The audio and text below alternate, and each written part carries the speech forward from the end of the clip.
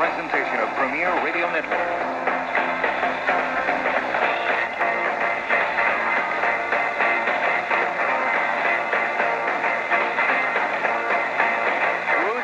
Third and final hour. Welcome back. I am Jim Rome. Nice to have you here. As I've told you throughout the show, it's going to be a busy third hour. We're making a run at Keyshawn Johnson, who is supposed to join us when the Cowboys finish up practice. Mark Shapiro is the general manager of the surging Cleveland Indians. And I have time for your telephone calls around those two interviews, 1-800-636-8686. Email address jimrome@netzero.com. We've talked about the Olympics. We have talked about Team USA. Michael Phelps picked up a gold medal today. He's got 2 golds in his 4 events. Dodger bullpen imploded. Well, that's actually not fair. Darren Dreifort did. Deion Sanders thinking about a comeback. We hit on that. I talked about Mitch Williams being a celebrity greeter. How about this? I haven't talked about the Red Sox in a while. Probably should hit that right now.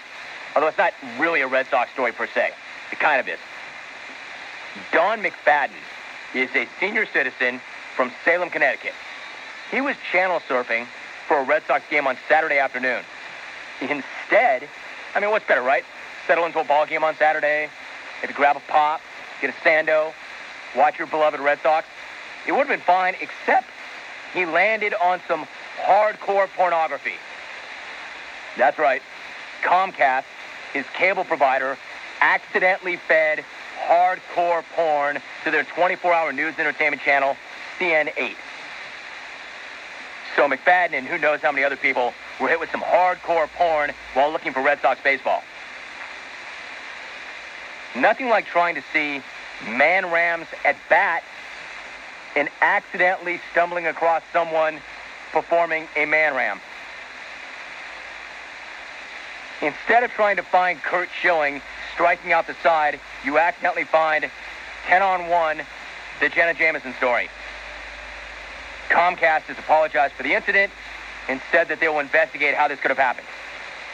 Apologize? What they apologized for? I can't imagine anybody actually complained. Like there's anyone anywhere who's going to be angry at free porn. So maybe your 8-year-old little girl walks in while you're taking in some drunk college girls take it. So maybe she's scarred for life. Or maybe your 9-year-old son that you watch ball games with every single weekend happened to get some of that. Maybe your 9-year-old son, who was all fired up for a late season game, ended up being force-fed and having to watch Shaving Ryan's Privates. Sorry about it. Our bad. I can't wait to see their next. I mean, it's like Red Sox or Schindler's Fist. I can't wait to see their next promotion. What's it going to be? Free beer, free handguns, free heroin. You got like that. Probably had a spike in order rates. City officials said that they were appalled by the free porn. Appalled? Yeah, I'm sure they were appalled. Appalled that they weren't there when the free porn was being handed out. Appalled that they missed it. I'm appalled that this porn is on TV. I'm appalled at this free porn that I didn't get to see. I'm guessing somebody's getting fired. You see that every 3 or 4 years. I can remember that one went down out here in Southern California on, what was that cable network? That cable sports network. That show that was on, you know, that news show we had out here in California, the regional, like Press Box or whatever, and one night they had some porn running. It happens like every 3 or 4 years, and some cable outfit or regional outfit, somewhere, somebody's asleep at the wheel. Some degenerate in the back room is watching porn. Some degenerate has got porn on the screen in the control room, and he's got program on the other, and he hits the wrong button. And that's how that happens. And he thinks he's watching it, and he thinks he's the only one watching it, but there's old Don McFadden, senior citizen in Connecticut, and he's getting some. And then the phone call starts to ring. And then all of a sudden, the switchboard's going off, and dude's like, I'm screwed. I'm just going to quit right now because I know they're going to come and get me in about 5 minutes. That's how that works. That's how that goes. He's running the ball game, and on the other screen, he's got his in-house feed of porn, and he's got the game on program, and he's not paying attention, he's not tight with his game, and he hits the wrong button. You know how that goes. Maybe we're all being just slightly puritanical about this whole thing. I mean, you sit down and you want to be relaxed and you want to watch baseball. Next thing you know, you're really relaxed watching baseball.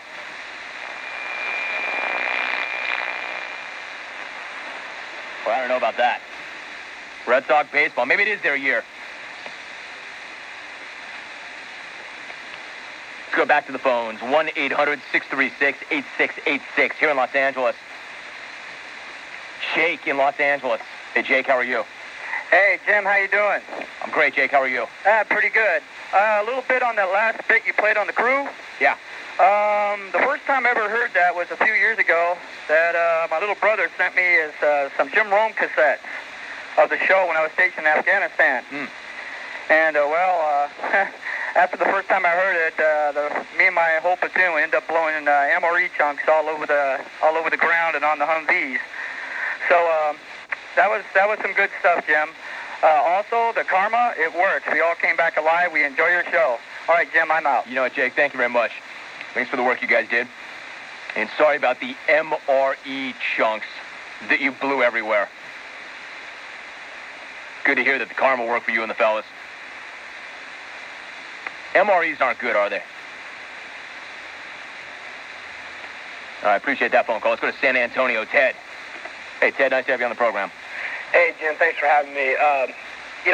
Me know why the Olympics ain't doing so good. You know that... Well, Ted, I kind of see it working. However, that might have been a bit much. Brian Alvarez didn't want to talk. Time for you to call. Because our phone lines are open. 1-800-636-8686. 1-800-636-8686. Dear Jim, I was trying to watch that Red Sox game, too. Signed, Scott Peterson. All right, I've not gotten into this pile, but I would imagine probably half or all of them are going to be from Scott Peterson. Let's see how we do. So the guy ordered some hardcore porn right after he killed his wife, allegedly. So what? He didn't have a wife anymore, so apparently it was all right to watch porn. Dear Jim, free porn? Where?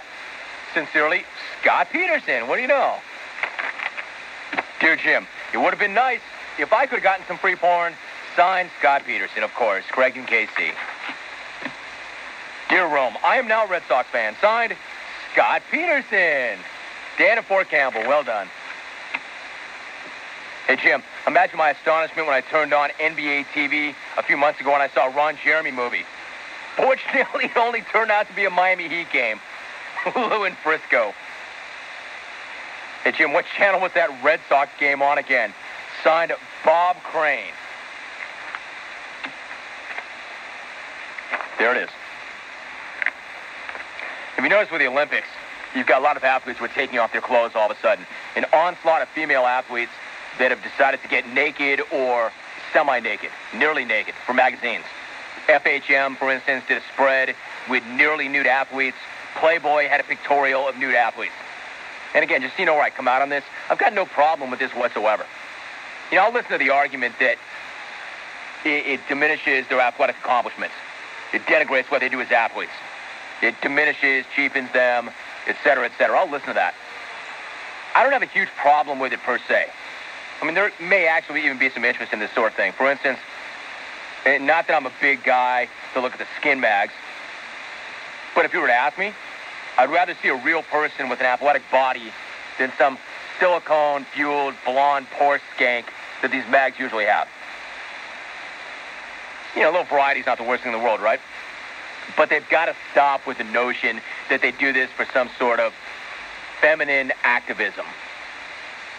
Look, again, I've got no problem with them doing it. It's well within their right to do so. But the problem that I have is trying to make it out to be something more than what it actually is. This isn't some great stand. Clearly, that's been a big topic on the show of late. The Americans are not playing good basketball. They're embarrassing themselves. They're disappointing the folks back home. I thought that ass-kicking at the hands of Puerto Rico was supposed to be a wake-up call. You know, where they'd come out fired up and drop a 40-point return butt-kicking on their next opponent? Yeah, hardly. they just did survive Greece yesterday, 77-71. Not a team that anybody is taking seriously. Meanwhile, Allen Iverson says, yeah, look, we tried hard, we came out with a sense of urgency. We had a sense of urgency, and that's what we should have had the last game. We had a sense of urgency. We knew that we had to come out here and get things done. And it started from the tip-off, from the beginning of the game. Guys were into it. The bench was into it, and we just helped each other out all night. Okay, good thing you had a sense of urgency. You did? You beat Greece 77-71. How do I put this? Greece sucks, and you barely beat them. Listen, maybe it's unfair to compare this crew to the '92 Dream Team.